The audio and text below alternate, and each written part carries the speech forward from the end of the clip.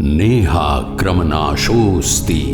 प्रत्यवायो न विद्यते स्वल्पमप्यस्य धर्मस्य त्रायते महतो भयात्।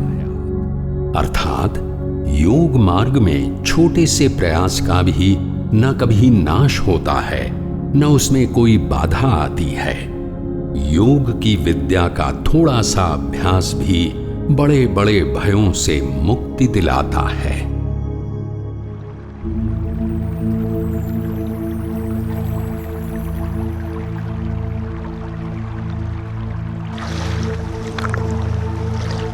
सृष्टि विश्व रचयिता का सबसे अनोखा निर्माण। इंसान इस सृष्टि का सबसे बड़ा चमत्कार।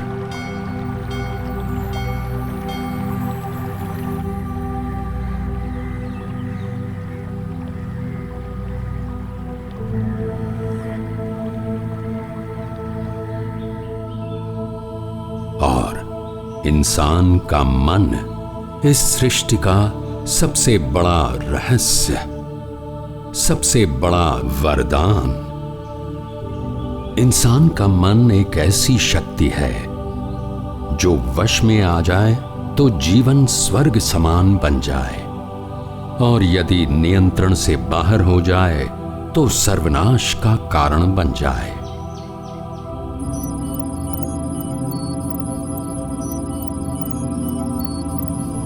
विज्ञान ने इंसान के मन की जांच की है, इसे समझने में कोई कसर नहीं छोड़ी है, और नतीजे के तौर पर यह निष्कर्ष निकाला है कि दुनिया के सबसे बुद्धिमान, सबसे सफल और सबसे सृजनशील व्यक्ति भी अपने मन, अपनी बुद्धि का कुछ अंश तक ही उपयोग कर पाते हैं।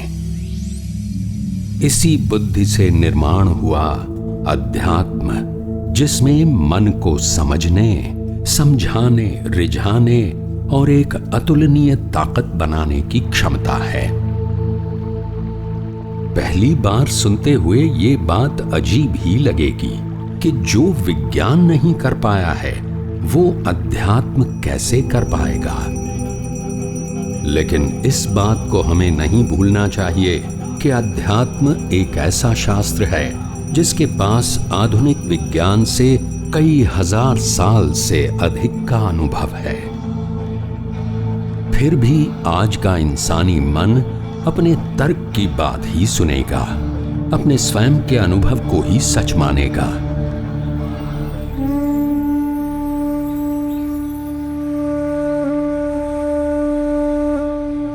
एक बिल्कुल ऐसा ही इंसान, ऐसा ही व्यक्ति अपने जीवन में आए अनुभवों के आधार पर और अध्यात्म की बुनियाद पर अविश्वसनीय यश पा चुका है, और अन्य आम इंसानों को सफलता की ओर बढ़ने के लिए प्रेरणा स्रोत और मार्गदर्शक बना हुआ है। श्री निर्मल शाह की जीवन गाथा इतनी अद्भुत है कि आज भी वे स्वयं उस पर विश्वास करना कठिन समझते अगर वो उनका अपना अनुभव न होता।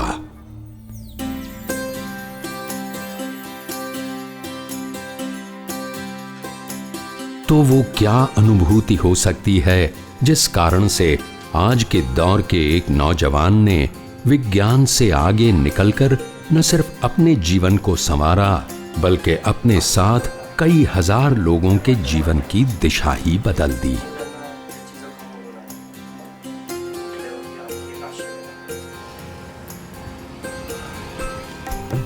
निर्मल शाह जी का जन्म महाराष्ट्र के एक गांव बारामती में एक संपन्न परिवार में हुआ। लेंगरेकर शाह परिवार बारामती में अनेक कारोबारों से जुड़े हुए हैं।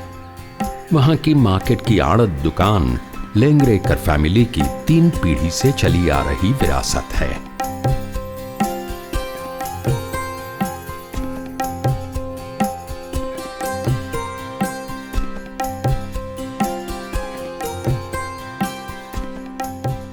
जीवन की सारी सुख सुविधाओं और लाड़ प्यार में पले बढ़े निर्मल को डॉक्टरी में दिलचस्पी थी।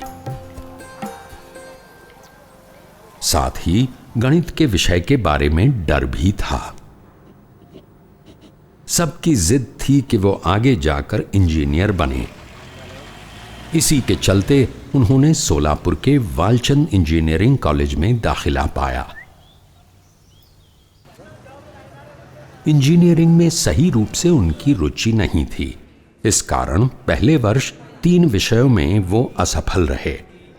अगले वर्ष पहले वर्ष के 3 और दूसरे वर्ष के 12 विषय। बात यहां तक आ गई कि उन्होंने इंजीनियरिंग की पढ़ाई छोड़ने का निर्णय ले लिया। इंजीनियरिंग में मैं सेकेंड ईयर में लगभग सभी सब्जेक्ट्स में फ़ेल हुआ था। फ़ेल होने के बाद मेरा कॉन्फिडेंस पूरा ख़त्म हो गया था और प्रिंसिपल ने भी घर वालों को बुला के कहा कि ये बच्चा शायद पढ़ नहीं पाएगा। फिर हमने सोचा कि हमारा पारंपरिक व्यवसाय है, बिज़नेस है, वो मैं संभालूंगा। लेकिन मेरे पिताजी थोड़े से स्पिरिचुअल थे, भगवान को मानने वाले थे।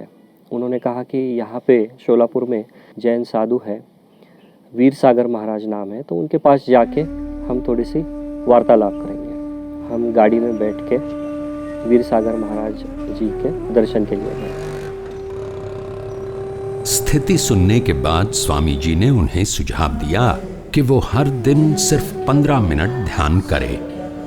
स्वामी जी की ये बात उनको बिल्कुल नहीं भाई, जो स्वाभाविक भी था, क्योंकि निर्मल जी ने अपेक्षा की थी कि स्वामी जी उन्हें पढ़ाई करने का कोई नया पैंतरा सिखाएंगे।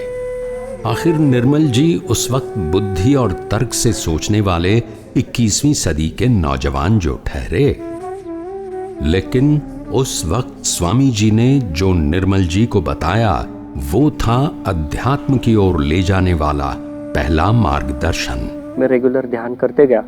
थर्ड ईयर के फर्स्ट सेमेस्टर में मैंने देखा कि मैं ऑल क्लियर हो गया हूँ और मार्क्स में थोड़ी सी बढ़ोतरी हो गई है। थर्ड ईयर के सेकंड सेमेस्टर में मैंने देखा कि मुझको फर्स्ट क्लास मिला है। फोर्थ ईयर के फर्स्ट सेमेस्टर में मैंने देखा कि मुझको डिस्टिंक्शन मिला। और फोर्थ ईयर के लास्ट सेमेस्टर में जब मेरा रिज़ल्ट मेरे हाथ में आया तो मैं क्लास में काफ़ी टॉप कर चुका था, काफ़ी ऊपर नंबर लेके आया था और डिस्टिंक्शन मिला था। तो ये पूरा ट्रांसफॉर्मेशन मेरे लाइफ में ध्यान के कारण हुआ।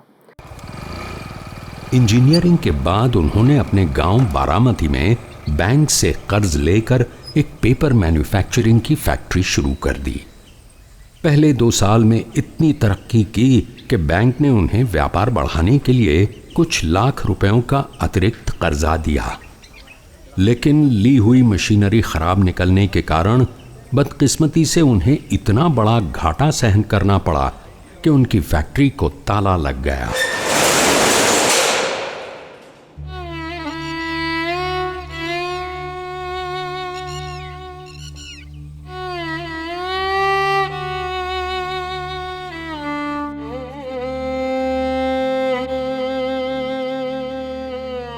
जो लोन मैंने सिर्फ 20-30 लाख का लिया था वो लोन 3 करोड़ तक चला गया।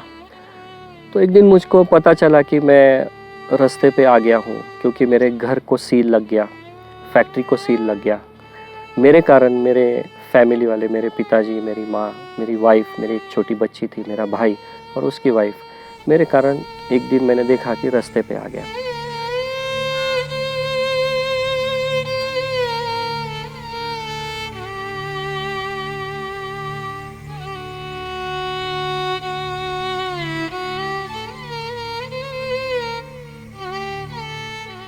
तो फिर मैं बहुत विमनस्क हो गया। मेरी हेल्थ भी बहुत काफ़ी ख़राब हो गई।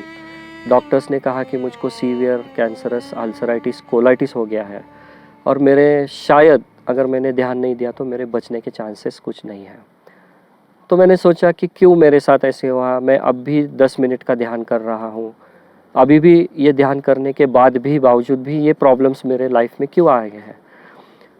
तो फिर ऐसे ही विमनस्क अवस्था में मैंने सोचा कि मैं दिल्ली जाऊँगा, क्योंकि दिल्ली में मेरे कुछ मित्र थे और मैं वहाँ पे कुछ नौकरी देख के नौकरी करूँगा।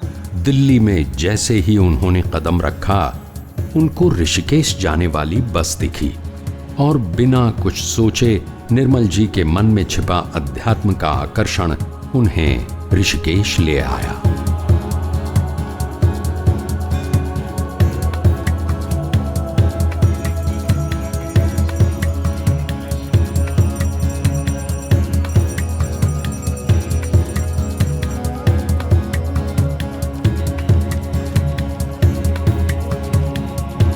अपने मन को स्थिर करने हेतु वहां स्वर्ग आश्रम संचालित एक आश्रम में वो चले गए। वहां उन्हें एक रिसेप्शनिस्ट की नौकरी भी मिल गई। फिर अचानक एक दिन उनके कानों पर कुछ शब्द पड़े। किसी गुरु का प्रवचन पास ही के सत्संग भवन में चल रहा था।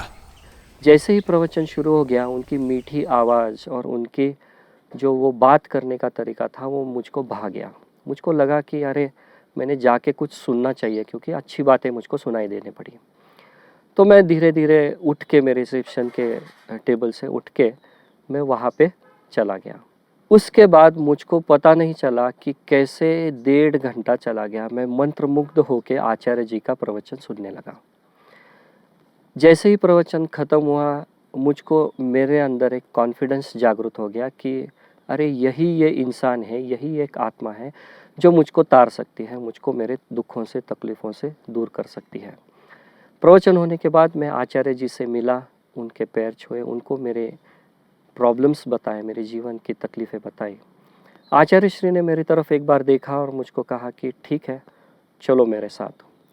तो वहाँ पे स्वर्गाश्रम में उनकी पहचान थी, उन्होंने वहाँ पे इंस्ट्रक्शंस दे दिए और मुझको अपने आश्रम में लेके गए।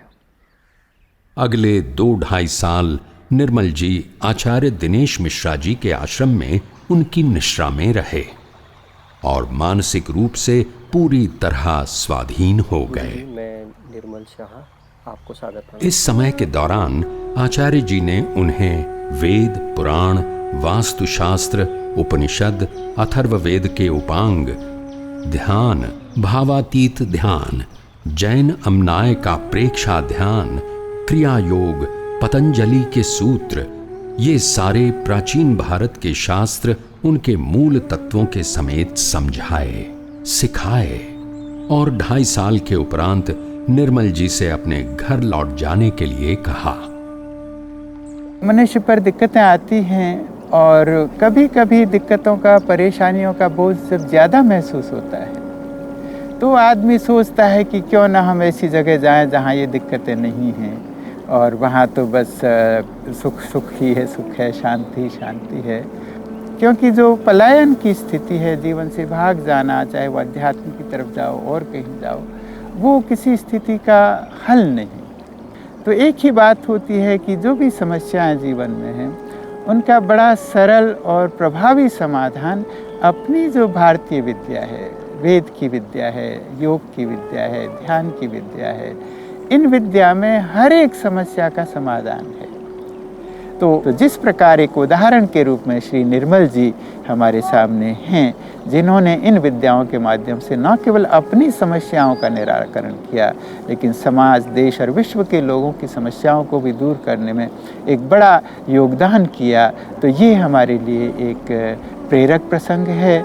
और अपनी इस वार्ता का, प्रश्नोत्तर का यही प्रयोजन है कि हमारे सभी जिज्ञासु जन अपने प्रेरित होकर के ये जो अपनी विद्याएं हैं इनको अपनाएं, अपना जीवन सुखी करें, अपनी सारी समस्याओं को दूर करें और साथ ही साथ वो सुख शांति जो हम स्वयं प्राप्त करते हैं उसको अपने परिवार में, अपने समाज में, अपने देश में और विश्व में बांट करके विश्व शांति की दिशा में एक कदम आगे रखें।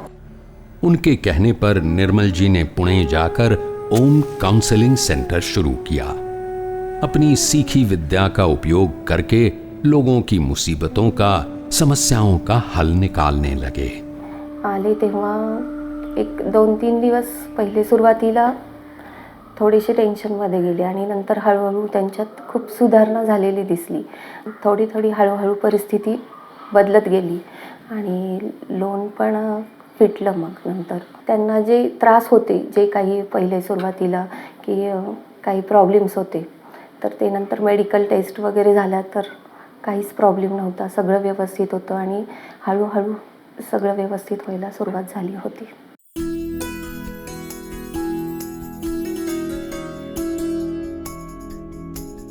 अपने इस शास्त्र से लोगों की व्यथा दूर करने और लोगों को सिखाने में वो ऐसे जुट गए कि उन्हें उसी में परम आनंद प्राप्त होने लगा।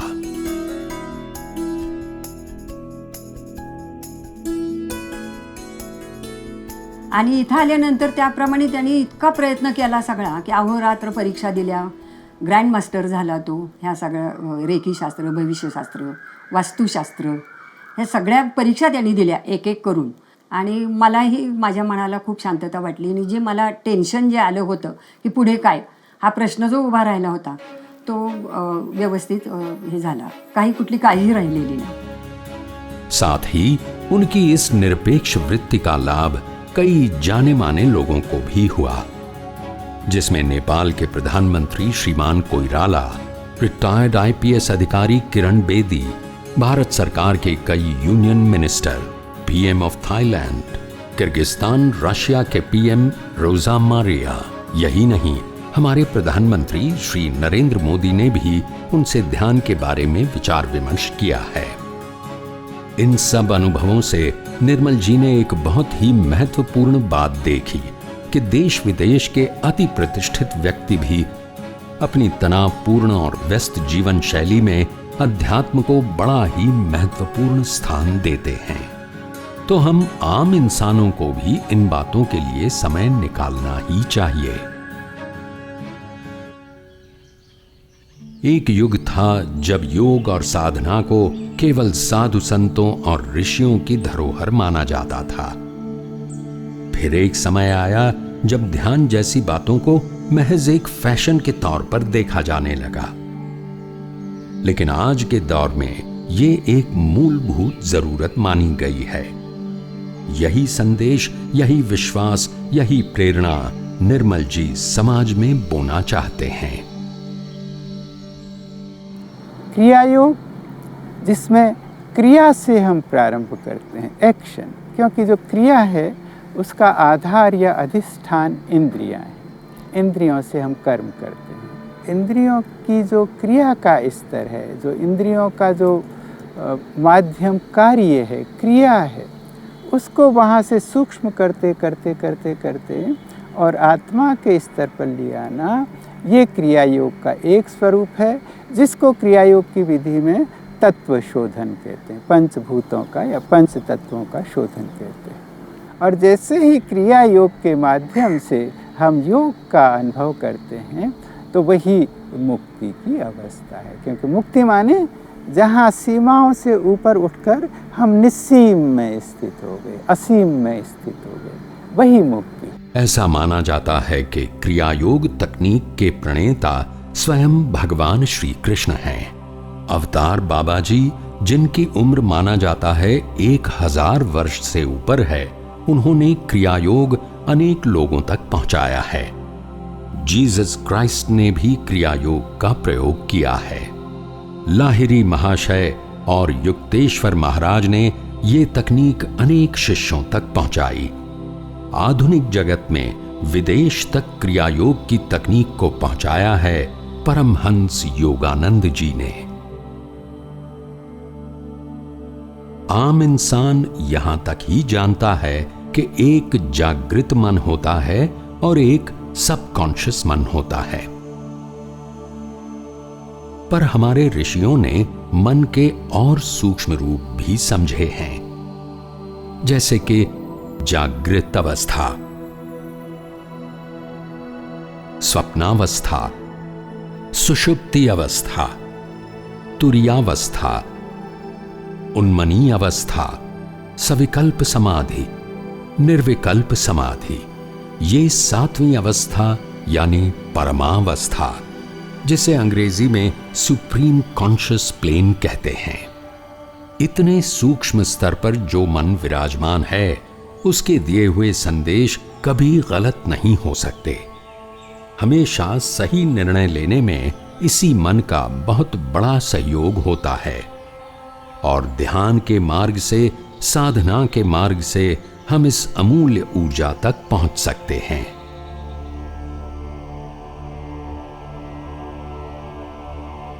मुक्ति योग ध्यान की एक वैज्ञानिक क्रिया है। इस ध्यान में मनुष्य भूत और भविष्य की चिंताओं से परे वर्तमान में रहने का अनुभव करता है।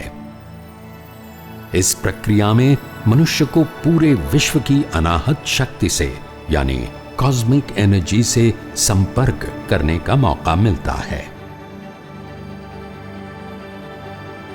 मुक्त योग ध्यान में घटने वाले हर श्वास उच्छ्वास में इड़ा, पिंगला और सुषुम्ना नाड़ी से कॉस्मिक एनर्जी हर चक्र तक पहुंचती है। हमारे शरीर में 7 ऊर्जा केंद्र होते हैं जिन्हें चक्र कहते हैं। जब इनकी परस्पर पूरक लय असंतुलित हो जाती है, यानी बढ़ जाती है या कम हो जाती है, तब शरीर बिगड़ने लगता है, जिसका परिणाम ऊर्जा क्षेत्र, जिसे आभा कहते हैं, उन पर पड़ता है। हर चक्र का संबंध वैज्ञानिक भाषा में, जिसको ग्लैंड कहते हैं, से है। मनुष्य के जीवन के शारीरिक, मानसिक, आत्मिक और सामाजिक अंग से हर चक्र संबंधित है।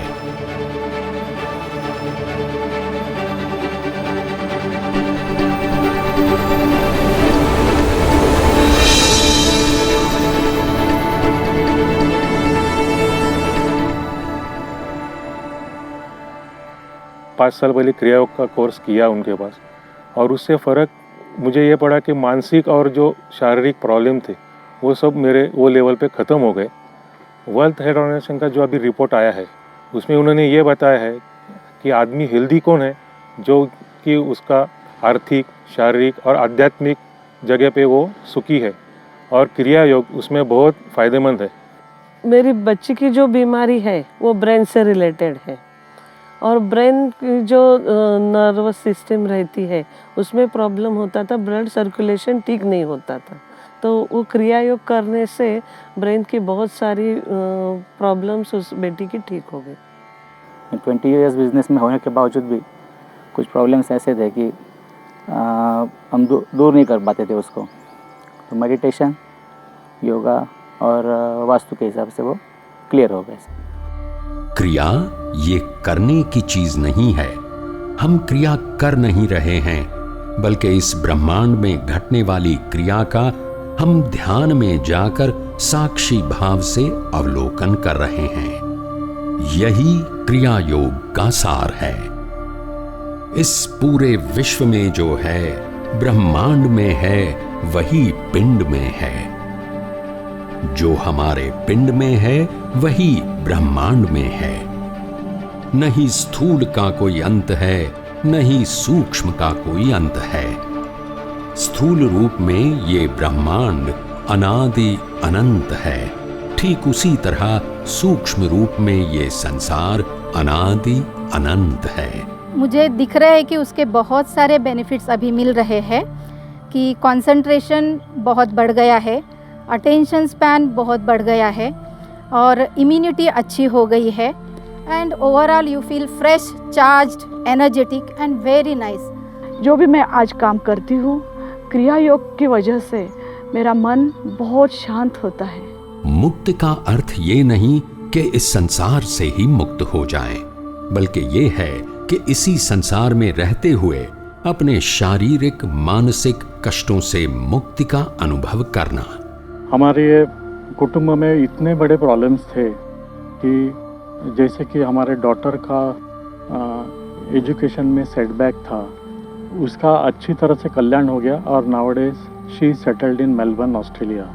पहले मेरा घर भी नहीं था, तो अभी 2 साल में मेरा खुद का घर भी हो गया। जो भी हेल्थ इशू थे वो हेल्थ इशू भी रिकवर हो गए। मेंटल इश्यूज जो भी थे घर में, पीस, फाइनेंशियल स्ट्रेसेस थे, वो पूरी तरह से रिजॉल्व हो गए, और एक सुखमय जीवन हम व्यतीत कर रहे हैं। रोज ध्यान करने से किसी का समय जाया नहीं जाता, किंतु हमारी काम करने की क्षमता असाधारण हद तक बढ़ जाती है। जो काम करने में हमें 12 से 18 घंटे लगते हैं, वही ध्यान की क्रिया से हम सिर्फ 3-4 घंटों में कर सकते हैं। हमारा सही तरह से केंद्रित मन अब हमें गलत चीजों में समय नष्ट नहीं करने देता। पहले तो ध्यान, धारणा, मेडिटेशन मेरे लिए बहुत अनोखी चीज़ें थी, लेकिन सर ने मुझे बहुत ही सहजता से क्रिया योग सिखाया। अगर वैसा देखा जाए तो सिचुएशन वैसे की वैसी ही रहती है, लेकिन क्रिया योग करने से हमारे अंदर जो पॉजिटिविटी आती है उसके वजह से उस सिचुएशन को हैंडल करना या उस सिचुएशन को देखने का हमारा नज़रिया एकदम बदल जाता है। हमारे मन में पॉजिटिविटी आती है और वो सिचुएशन का जो भी सारा नेगेटिव इफ़ेक्ट है वो हमें बहुत कम महसूस होता है, या तो मैं बोलूँगी महसूस ही नहीं होता है। हमारी शारीरिक, मानसिक और आर्थिक बाधाओं से जो हमें मुक्ति मिलेगी, ये तो इस मार्ग पर सहज प्राप्त होने वाली बात है। पर जो आध्यात्मिक उन्नति का हम अनुभव करेंगे, वो समाज में इसी तरह के आंतरिक सुख को फैलाने के लिए हमारे वास्ते प्रेरणा स्थान होगा। आजकल लोगों को ऐसे लगता है कि दूसरे की अगर हम टांग खींचे या दूसरे को अगर हम कंपटीशन में हराए तो ही हम आगे जा सकते हैं, लेकिन हम क्रिया योग की प्रैक्टिस से ये सब अनुभव कर सकते हैं कि हम खुद की तरक्की कैसे करें। दूसरों को बिना नीचे दिखाए हुए हम खुद की तरक्की कर सकते हैं और वो सब आनंद पा सकते हैं जो हमारे लिए बना है। मौलिक अनुभव, ज्ञान, लगन और श्रद्धा की पूंजी को लेकर निर्मल जी समाज में परम आनंद की अनुभूति बांट रहे हैं। इसमें विज्ञान का साथ है और अध्यात्म का हाथ है। प्राचीन शास्त्रों का आधार है और आधुनिक वैज्ञानिक दृष्टिकोण का मार्गदर्शन भी। इसमें स्वयं का विकास है और समाज का उत्थान भी।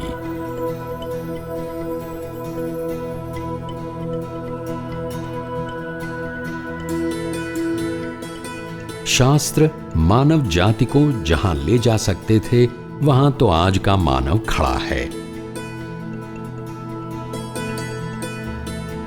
यहां से आगे का मार्ग अपने अंदर छिपी शक्ति के बल पर ही संभव है। शायद आपके गुरु आप तक पहुंच रहे हैं।